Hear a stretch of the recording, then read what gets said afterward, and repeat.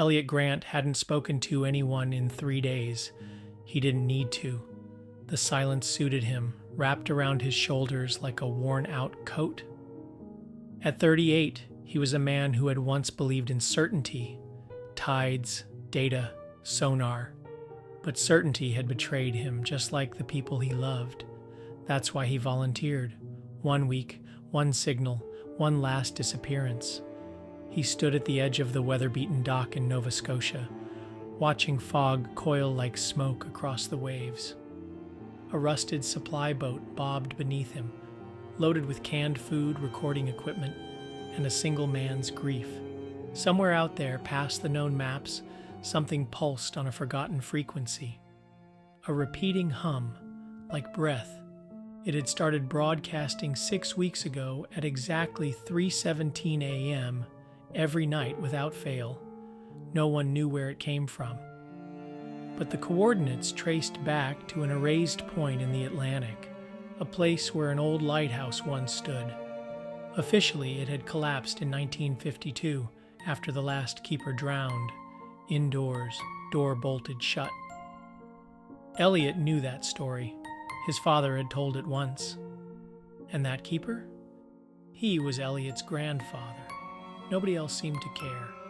They wrote it off as atmospheric noise. But Elliot knew better. He had been listening. The signal wasn't random, it was structured, almost intentional. And now here he was, ready to vanish like the rest of his family. Divorce had shredded what little tether he had left to the world. He hadn't seen his daughter in almost 2 years. His brother, James, had disappeared on an expedition 5 years ago, and Elliot still dreamed of the static message that played right after. The light remembers. The boat engine roared to life behind him, and Elliot stepped aboard, not looking back, not toward land, not toward the life he used to live. The lighthouse was calling, and this time he would answer. 12 hours at sea had eroded his concept of time. Fog blanketed the world like gauze. The GPS had died 3 hours in. His compass spun lazily. Every logical tool failed him, but the hum didn't. It grew louder with each passing mile, threading through the static on his radio, bleeding into the engine, and sometimes into his bones. At 11:41 a.m., the fog parted. A jagged shard of rock stabbed out of the sea ahead. Its surface was black and slick. No vegetation, no beaches, just raw earth, like the ocean had vomited it up. And at its center, an impossibility, a lighthouse. Elliot's breath hitched. It was taller than any modern design, its iron body strangled by rust and vines. Broken glass gleamed like teeth along the top. Windows were shattered or missing. But at the summit, a light flickered faintly, on, off, like a heartbeat. This island didn't exist. Every satellite pass, every marine survey marked it as open ocean, yet here it was. The boat scraped onto the rocky shore. Elliot stepped out, boots crunching on gravel that felt more like bone. The hum was no longer in his ears. It was in the air itself. He saw artifacts everywhere, a child's shoe, a torn journal page fluttering under a stone, a corroded name tag that read, M. Grant, his grandfather's name. Terror flickered behind his eyes. He bent down and picked up a locket, its hinge rusted shut. When he forced it open, a black and white photo of a girl stared back. She had his daughter's eyes, or maybe his brother's. Elliot dropped it instantly. The air grew heavier. The tide behind him went completely still. He looked up toward the broken lantern room, and for a split second he saw a silhouette standing there, watching him, unmoving. And just as quickly, it was gone. The lighthouse groaned as he pushed the heavy iron door open. It wasn't locked, but it resisted him, like a place that didn't want company. Inside, the air was dry, unnaturally so, bone dry, devoid of the mildew or salt he expected.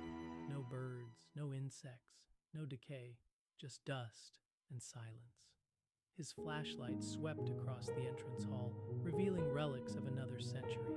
Kerosene lanterns, a shattered radio receiver, peeling wallpaper that once had floral patterns now erased by time. The spiral staircase loomed ahead, metal steps coated with flakes of red-brown corrosion. Elliot's boot echoed as he stepped forward, each creak of the stair a whispered warning. He stopped on the third landing, the keeper's quarters. The room was intact, eerily so. A twin bed neatly made, a mug on the nightstand half full, as if someone had just stepped out and never came back. On the desk, a large leather-bound journal lay open. Elliot's fingers trembled as he touched the brittle paper. The entries were dated January 1952. The light won't turn off. I've cut the power, unplugged the source. Still, it pulses. He watches from the fog. I heard my own voice outside the door last night, but I was asleep. Every time I sleep, the room moves. The spiral turns in reverse. Elliot flipped to the last entry. Blank, except for one sentence, written in perfect block letters. "Welcome back, Elliot." He stepped away as if struck. His name, in a book 70 years old. His knees weakened. The hum returned, stronger now, vibrating up through the metal stairs. He looked up toward the top of the tower. The iron door to the lantern room creaked open slowly on its own. The air went completely still. He should have turned around, but instead he moved forward. Each step Elliot took up the spiral staircase felt heavier than the last. The metal groaned beneath his boots, vibrating in sync with the hum that now lived beneath his skin. The tower twisted higher than it should have. He was certain of that. He'd counted the number of floors when studying the Lighthouse's schematics. 4, but he had climbed 6, maybe 7.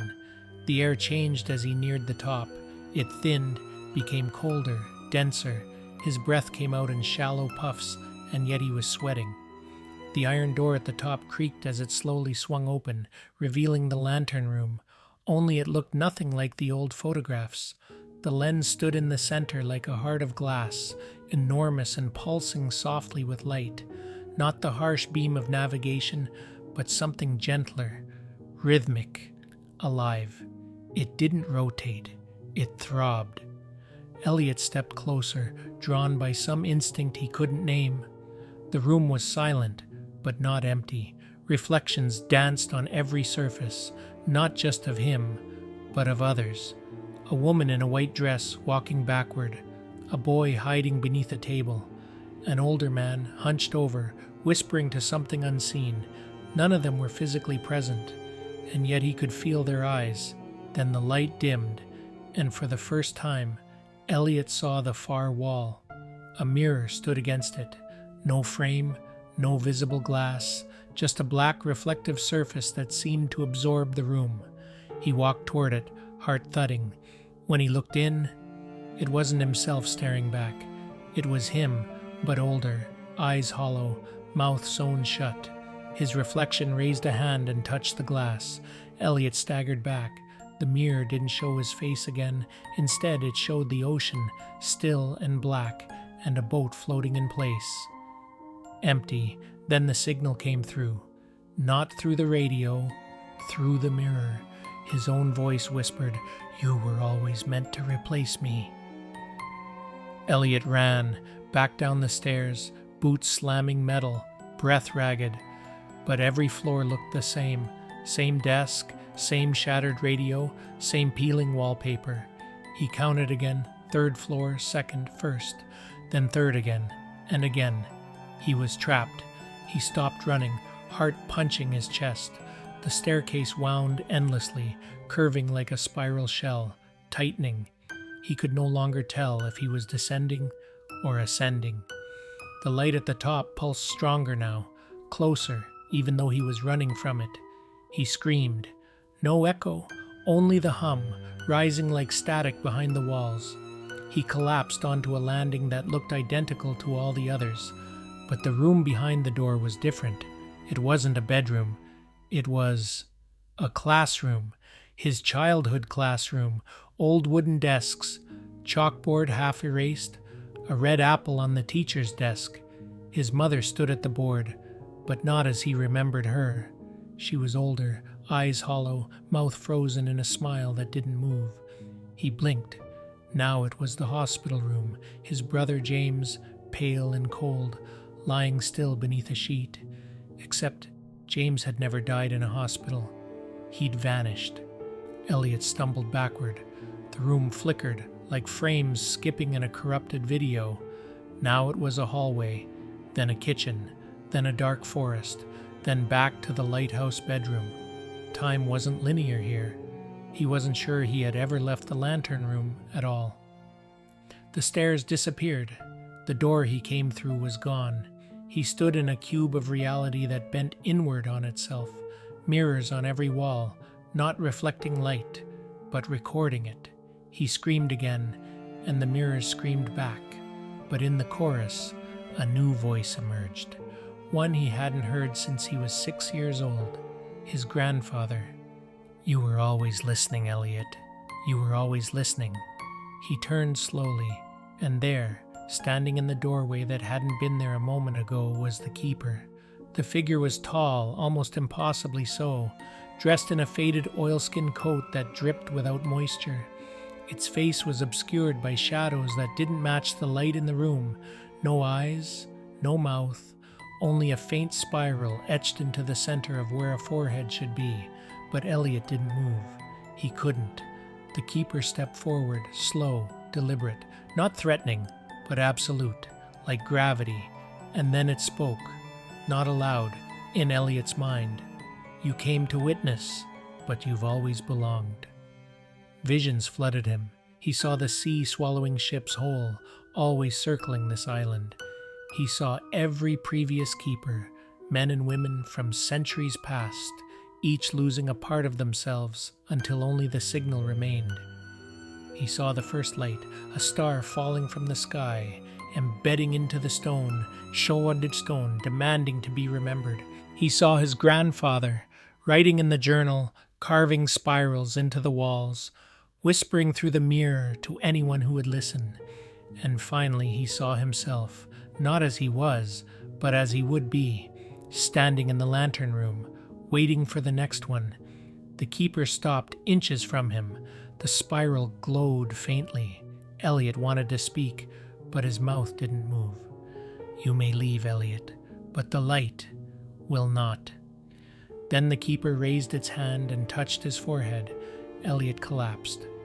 When he opened his eyes, he was alone again. The mirrors were gone. The room was still, but the light kept blinking. The lighthouse was quiet now. Elliot stood at the base of the tower, barefoot. His boots were gone. So were his supplies. He couldn't recall walking back down, only opening his eyes and finding himself outside, standing on the rocky shore beneath a sky that looked too smooth, too perfect, like it had been painted freshly and without depth. The light above pulsed steadily. It wasn't flickering anymore. It had rhythm now. 3 slow beats. A pause. 3 more. Morse code? A warning? A memory? His boat was gone. The water around the island was flat as glass, reflecting the lighthouse in near perfect symmetry. No wind, no sound, no birds. Even his own breath felt muffled, as if the world were pressing inward, holding its lungs. He tried the radio clipped to his belt. It crackled, but no transmission came through.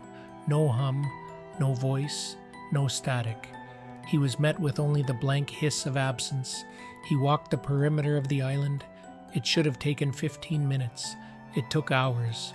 The shoreline shifted, looped.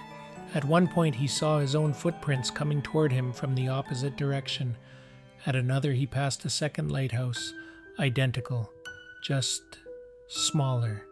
He began to forget what time it was, then what day, then why he had come, until he saw the journal again.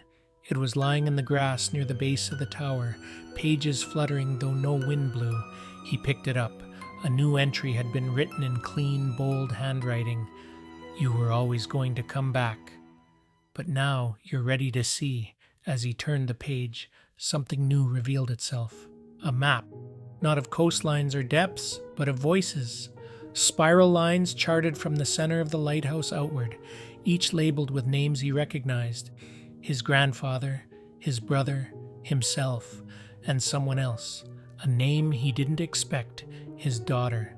Elliot dropped the journal, breath stolen by a sudden icy gust. The light flashed once, and in the distance something answered. It began with the radio turning on by itself. A low hum bled through the air like fog, growing louder until the sound was not just heard, but felt, beneath his skin, behind his eyes, in his teeth. Elliot turned slowly toward the lighthouse. The light above had stopped blinking. Instead, the glass housing now shone with a steady, warm glow that cast shadows across the entire island, except his own. He looked down and realized his shadow was missing. Then the voice came through the radio. Test broadcast, sequence 103, initiating memory bleed. It was his own voice, the same tone, the same cadence, but not him. Subject Elliot Grant. Status, transference initiated. He screamed at the tower, fists clenched, eyes wet. What do you want from me? The voice answered calmly. You already gave it. You came. You witnessed. Now you remember. The sound changed. Screams soft at first, like echoes through water. Then laughter. Children. A mother humming. A door slamming. Fire crackling. All layered. All overlapping. And then silence. A screen rose from the ground before him. A rectangle of light, floating in the air like a television turned sideways. Images began to play. Scenes from his life. But not as he remembered them. Each moment twisted slightly. Face wrong. Voices reversed. In one, he watched himself walk away from his daughter in the hospital, not the other way around. In another, he saw James begging him not to leave before disappearing into a tunnel of spirals. Reality itself was being rewritten, not in the world, in his mind. He dropped to his knees, gripping his head. The hum spiked. You are the broadcast now. You are the witness.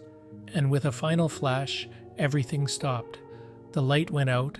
He awoke in his own bed. Sunlight filtered through the blinds in thin lines. Birds chirped outside. The smell of coffee lingered in the air. Elliot sat up, heart hammering. His room, his apartment, the framed photo of his daughter on the nightstand. Everything. Normal. Too normal. He walked to the window. A delivery truck passed. A couple walked their dog. A jogger waved at him. All ordinary, all wrong. Because the hum was still there. Faint. Beneath everything. He turned on the TV. Static. Every channel. He checked his phone. 03:17 a.m.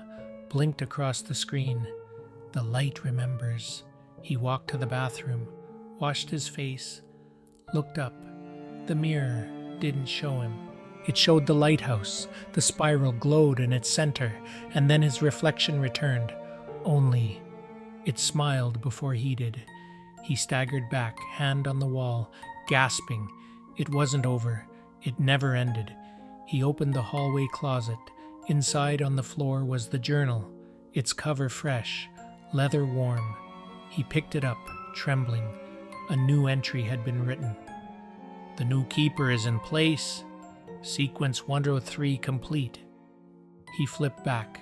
All the entries were gone. Only one remained, etched into the inside of the back cover. Next broadcast scheduled, awaiting signal. And then the lights in the apartment flickered. His phone vibrated once. New voicemail. He pressed play.